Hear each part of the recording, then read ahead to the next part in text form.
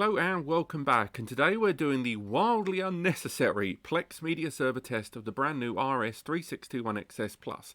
Largely an enterprise level NAS and one that no one should ever really use for Plex media server, but just for fun I thought I'd give it a go just to see what this non-GPU enabled CPU can do. Now I am watching old recordings of my testing, it's worth highlighting. But that is because the noise this system makes is huge. Right now I'm going to give you some idea about how much noise this system makes from just 2 meters. So consequently, I've had to do a little bit of recording afterwards on this system. But without further ado, let's carry on just like we've done before and start with a 720p file. This is the Matrix, it's 720p, it's quite low res, it's quite an easygoing file to play, so let's go ahead and play this file at 720p. The original format, we're going to have a little flick round on the time bar as well, just to see how well it plays, and as you'll see, straight away, instantaneous access there. On the right hand side of the screen, the CPU memory and bandwidth utilization is borderline non-existent, which is exactly what we want to see in a system like this. I should bloody well hope so. So what we're going to do is have a little play in a second and flick this file around to a couple of different formats. Something crazy low first. But remember, this is a non-GPU enabled CPU, so it will get the job done, but how powerful, let's see. So making a switch now down to quite a low end 160p, which is borderline caveman. We're going to flick this 720 down something chronic. Now, this file type we're going for here is going to be blurry as hell, but as we see, if we skip along, we can see the early spike in the CPU on the right hand side of the screen with almost no delay, maybe a second, but it is getting the job done there. So let's go for something a little bit more conventional.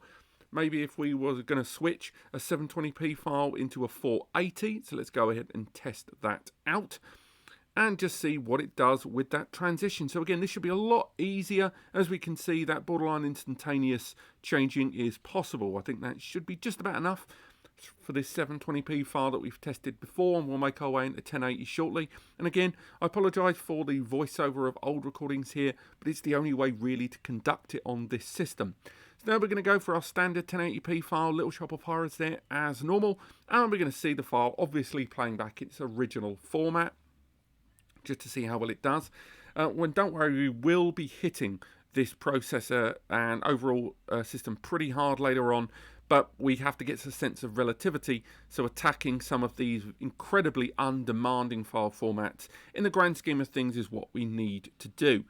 And as we can see, even flicking through this file nice and straightforwardly, it is doing the job very, very easily for us throughout.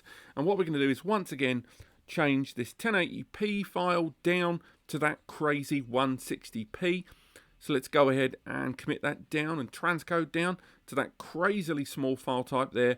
It will probably be a little bit more of a struggle than what we saw before, but again, it should be a relatively straightforward transition, unsurprisingly, and these changes should be pretty easy done by this system. The real testing is going to be once we hit that H.265 content and once we start hitting, you know, the 30, 50 and 100 megabits per second bit rate. But for now, 1080p to 160p, pretty straightforward overall there. So let's carry on and now make the switch from 1080p down now to the same thing, but 20 megabit versioning of that file. So again, originally 3 megabit, and now we're upscaling the bit rate there where appropriate. Now, not as great a test as when we were mucking around, moving it around to different file formats, but still, nevertheless, it is able to deal with that. We're seeing almost no activity there, just changing the bit rate on the CPU utilization. You can take a lot of the references at the top as well with regards to bandwidth as well. So now we're going to make our way into the Jellyfish test files, and we'll look at a 1080p 3 megabit per second file there. And again, we can flick through, it's all lovely and straightforward there. And we are connected to this device directly, but as you can see from looking at the top right of the screen, even on a 1 GBE connection, we're not maxing out the bandwidth at all. If we convert this file to 720p, it's absolutely fine, and we can flick between this file nice and easily, just like we have in previous tests. Now, this 1080p, we can play back here, but of course, this is an H.265 10-bit file, so conversion is necessary straight off the bat. As we can see, H.265 or HEVC always needs to be converted immediately, but again, the conversion very straightforward. You can flick through. Of course, a little bit of buffering there was required in the interim as well, but overall pretty straightforward, and with the buffering there catching up quite easily, we can still see that this is kind of the end of the easy files, and shortly we're going to be making our way into the slightly more dense files from 10 megabit upwards and some multi-feeds at the same time to get a true sense of playback. So now we're making our way into the 10 megabit H.265 or HEVC 10-bit file, and the buffering there a little slower this time, unsurprisingly, but again, nice easy playback there. The buffering far outpacing that of the playback, and yes, these are 30-second files, but the logic of what we're doing today can extend to 1, 5, 10, 60, or whatever number of minutes you're dealing with. We're using smaller files now so we can get a microcosm idea of this. It is automatically converting the H.265 as mentioned, but overall the CPU, although it saw that spike in relation to the 30-second file, if we do another conversion there, we're flicking down now to a 720p version of it, you're going to see the CPU have a bit of a spike and a slightly slower buffering there. And remember, if this was a larger file, this is only 30 seconds, but at the largest degree, it's still 1.3 to 1.8 gig. That spike would be consistent with the overall file type. So although it's a spike, you have to think of that as more of a consistent trend. Now, we're flicking to a 30 megabits per second H.265 file now. So again, we're going for 30 megabits there. And I think I accidentally clicked off cam there. We're going to go back into the recording. And as we can see, it converted it. And the pace of the buffering, again, a little bit slower with each iteration we're going for. Yes, this system utilizes an 8-core Xeon, which is a beastly CPU to enjoy. But nevertheless, we are using a non-GPU embedded CPU, which means that transitional effects like we're doing right now and downgrading to a 480p file there on screen, it doesn't have the specialized onboard components, and it's using raw power to do it. And this is why when we compare Xeons against Intel cores, there are times when a Xeon can have more cores and a higher frequency, but there are just things that an Intel core can do better simply because of the embedded graphics you find on an Intel core overall. Next, we're going to look at 100 megabits per second file H.265. We're just going to let this one finish and play out as it flicks into the next one. And from this 100 megs file, the buffering now considerably slower than before. I do think it will still outpace playback, but I think it would be questionable just how far it will take it. We can flick between the pre-buffered zone there quite easily, but still, nevertheless, I do think we're starting to see we're reaching the summit. We're not quite there, but we're getting pretty close. If we do a conversion now to a rather caveman 240p, the system's going to need a little bit more time to do that there. This is quite a transition as well, and that buffering speed is pretty poor.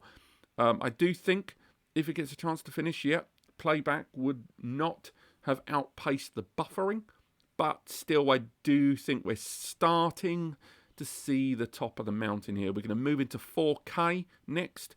After this, we're going to go into now 120 megabits per second file. And again, this is H.265 or HEVC 10-bit again. There's only going to be a couple of instances now with H.264 moving forward. But for now, again, the buffering is taking place, but we're starting to see struggle. We're starting to see the memory as well have more of a spike. And this is an 8 gig DDR4 ECC UDIMM memory. But even then, we're starting to see the memory spike there in the background. We're starting to see the system start to show its a little bit of work necessary and how it's starting to feel the pain. Again, these are massive transitions in relative terms to a non-GPU embedded CPU, and it has to be bared in mind for that. Just because a system is powerful doesn't necessarily mean it's good at everything.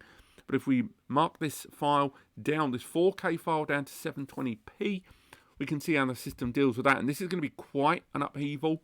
We're seeing some buffering there, but again, it is starting to struggle there, and I'm not 100% that it would play that far, but it looks like it would just about do it. But again, we're starting to see the playback and the buffering meet on the timeline there. When that happens, that's pretty much game over. Next, we're going to look at 4K again.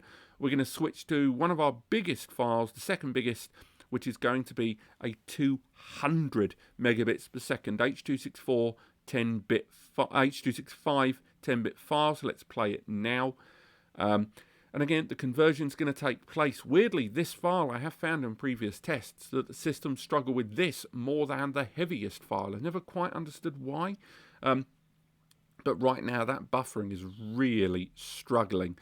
And it might just about win, but with the playback there just tailing it the whole time and buffering only staying ahead by some 12, maybe 15%, I think on a longer file, I think playback would have overtaken, as we've seen the buffering just finish there. So it technically stayed ahead, but I would be curious how long it could have maintained that lead. And let's go for a conversion. As always, we're going to go down to a 480p.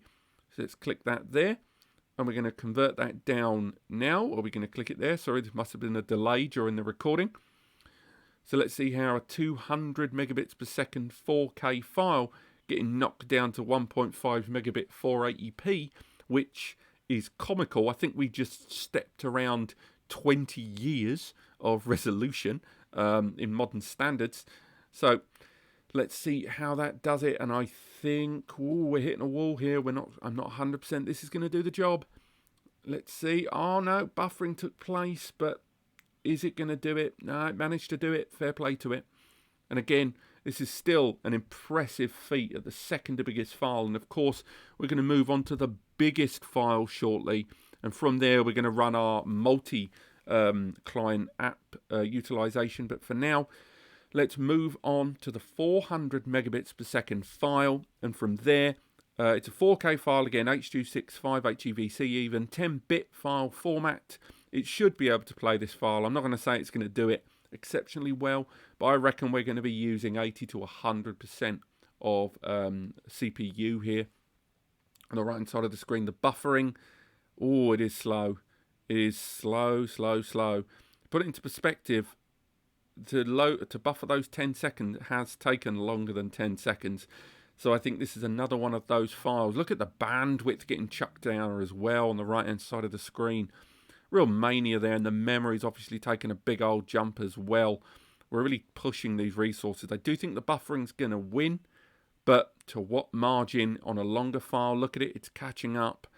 The two, yeah, it would have, the buffering finished, but I would have been interested to see what a 2 or 3 minute file like that would have done. Maybe next time, but for now I'm just trying to make sure that we keep things consistent throughout our other video test recording in 2020. As you can see now, we're going to run a dual 400 megabit 4K file. So if we look there on the left-hand side of the screen, we're still buffering that first 4K 400 meg HEV 10-bit file. And on the right-hand side of the screen, we're now going to run both simultaneously. So we can see that the buffering has started on that first file, and the second file it's just kicked in as well. So it'll be interesting to see if both variants of our performance are in any way parallel. I think no, it's not going to make it on that first one where the playback hit the buffer zone there. And if we look at the top left, we can see the Synology performance benchmarks as well. So again, moving away from Plex's own performance there, we can see the Synology system as a whole is really ramping up on utilization there. So we'll let that finish up, but again, I think those two files together was not going to make it. So now we're going to switch back to 1080p now. And in this test, I ran a 1080p Jellyfish file, H.264 100 meg file. We're running 3 variants of that file simultaneously. All of them are original. So we're getting a little bit of buffering, but for now, we're running all 3 variants of that. We're running that 100 meg file. Nice and easy. It's a big old chunky file running in original format, H.264 1080p, all running from the same system. And the CPU, as you can see there from the top left of the screen, isn't being as taxed, which shows us it was the density of that previous file more than anything compared with the file type that was the problem. And just to verify that, in the next test, we're going to look at 4K. So in the next one, we're going to look at 4K file at 120 megabits per second, and this is an HEV H.265 10-bit file. And again, I'm aware HEVC and H.265 are practically the same thing. It's labeling strategy. But for now, we're going to run those 3 simultaneous versions of that file. And this is where the system obviously has to convert automatically because of it being HEVC.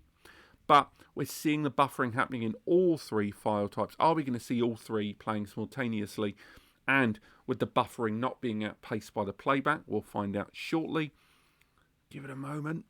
So our first file has started there, and I do think it's going to be tight.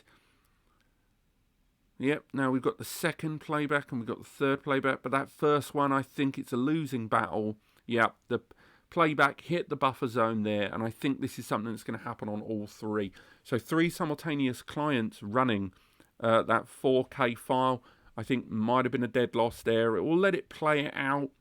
But after this, I think we can identify the difference there. So what we're going to do is push 1080p in a moment. We're going to run 6 simultaneous 1080p playbacks all at the same time. And that's going to be quite low rent. We're going to go for the lowest 3 meg file, I think. But for now, I think 4K 3 simultaneous was the breaking point in many regards. That is a lot for a non-GPU enabled CPU to deal with.